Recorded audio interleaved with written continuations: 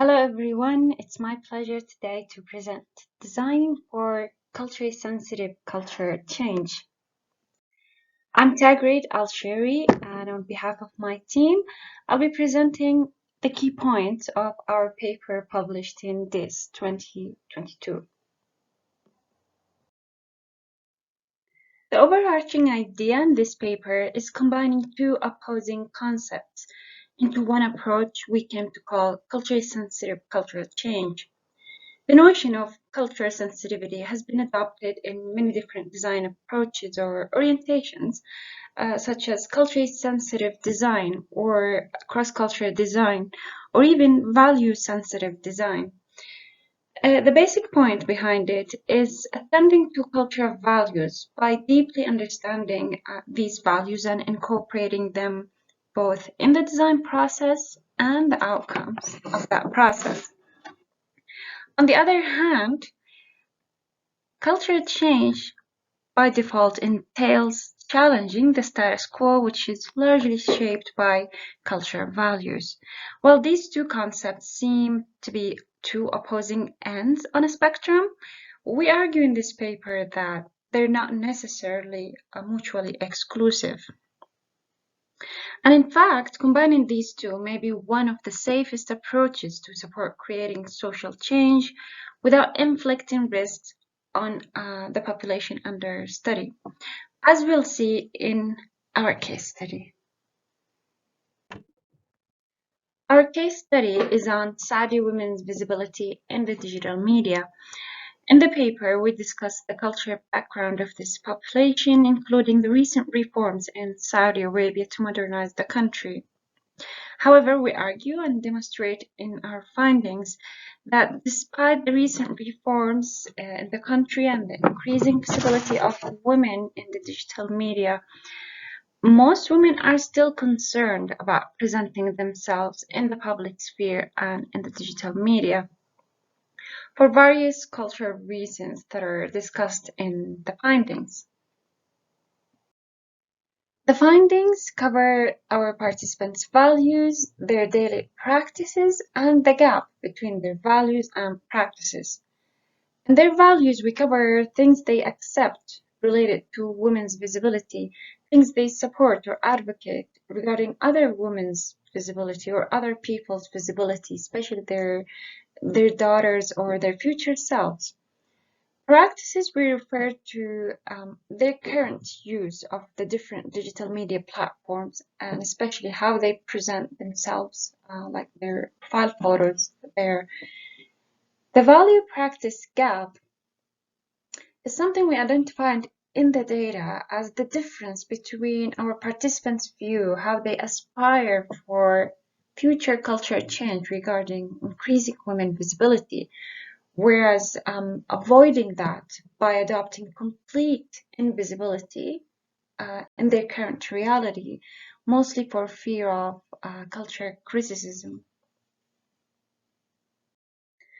To simplify the findings, we illustrate them on a spectrum ranging from total invisibility to physical visibility, and we color-coded the responses of the 18 participants under the different degrees of visibility with the 4 colors that you can see on the left side of the screen. So light gray shading represent what participants say they typically do. So their daily practices mostly fall here under total invisibility, whereas white shading represent what they accept and consider safe spaces for visibility. Even if they don't adopt these levels of visibility, they consider safe. Dark gray represents what they accept but consider challenging. So these are not safe spaces, but they're accepted or even advocated spaces for visibility. And finally, black represent rejected levels of visibility for different reasons, probably for religious reasons. They wouldn't show their hair, or probably for personal reasons, like many participants refused using objects like flowers to represent them. They found these dehumanizing. What we care about in this spectrum is just showing where our participants fall. If you want to see more details on the reason behind them, we provided some details in the findings section. So the goal of this spectrum is to identify what we call a proximal point, which is the point that still falls under the safe spaces. So it's the white spaces here, but is the highest level of visibility in this case. So the proximal point is a point on the spectrum that represents the boundary between current practices, which is the status quo, and radical changes, future visions. It is the point of maximal cultural change and challenge that still lies within the boundary of what is considered safe spaces for creating social change. So we strive to design for this point, but we emphasize in the paper that designing for the proximal point is not our ultimate goal. Instead, the proximal point is the first point on a trajectory of cultural transition to a future envisioned by the population under study. To sum up and conclude our discussion, we provide 3 design implications. The first is investigating the difference between public and private values.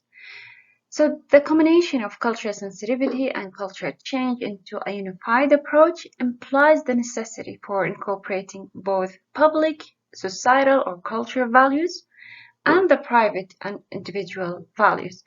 By public values, we refer to the wider societal cultural values, even those that we ultimately aspire to change. On the other hand, the private are the individual values expressed often indirectly by our participants. As we mentioned before, they used references to their daughters as they grow up, or their future selves, or even other women. The second consideration is creating a spectrum to illustrate practices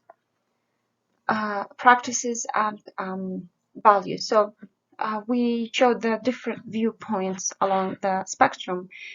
Not only does the spectrum help in affording the representation of diverse practices, but also supports the design of a trajectory from one end of the spectrum to the other.